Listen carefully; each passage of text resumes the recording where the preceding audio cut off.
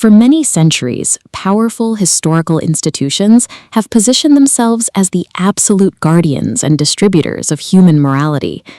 They lean on a very specific, often well-intentioned assumption.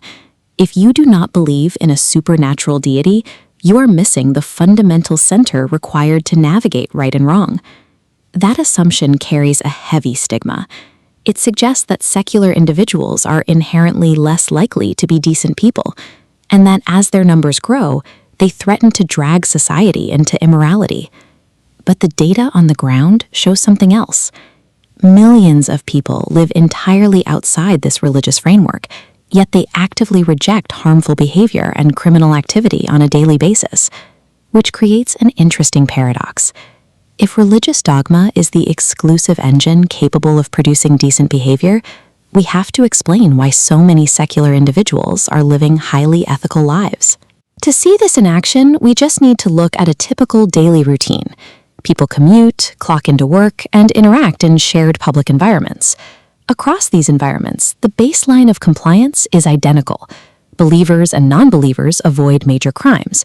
They prioritize trust within their families, and they play by society's rules. The symmetry holds up even in our minor ethical compromises.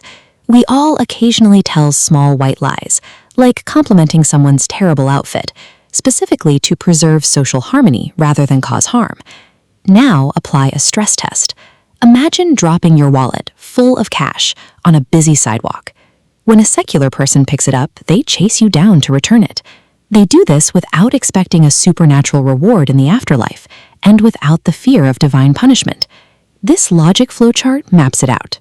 When ideological labels are stripped away, two distinct inputs, a religious worldview and a secular one, move through everyday decision nodes and converge identically into a single outcome of moral action. The day-to-day behavioral output is completely indistinguishable.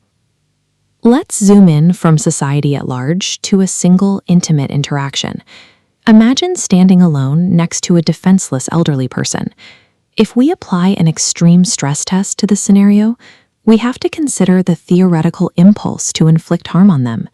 The core logical flaw of religious morality suggests that a devout person refrains from violence because a carved commandment suppresses an active desire to cause harm.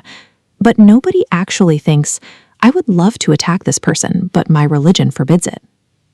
The restraint doesn't come from a written text. It comes from an immediate, visceral recognition that causing harm is inherently wrong. The true origin of this restraint is our universal moral sense. It is an innate baseline driven by human nature and our evolutionary need for social coexistence. Even if you argue that a deity installed this universal common sense into us, that installation happened across the board. You do not need a strict religious upbringing to access a tool you were born with. Ethical behavior is an internal, hardwired feature of the human condition. Goodness does not require an external software patch applied by religious dogma. When we broaden our scope back out to the macro level, we see this play out in society's safety nets and in the people who dedicate their lives to altruistic professions, like doctors, teachers, and volunteers. This proportionality chart displays the baseline ratio of religious to non-religious people in the general population. Watch as it filters down into altruistic professions. The religious to secular ratio remains unchanged, proving that faith is not the statistical engine driving societal altruism. Faster, more urgent tone. The supposed moral gap between the faithful and the secular is a manufactured societal illusion. Continuing to divide ourselves along dogmatic lines only distracts us from recognizing the behavioral standards we already agree on. We can shift away from judging human worth based on metaphysical beliefs and evaluate each other based on everyday actions. True decency is the common denominator of the human condition. Recognizing this shared, dogma-free goodness is the only actual way to build a unified society.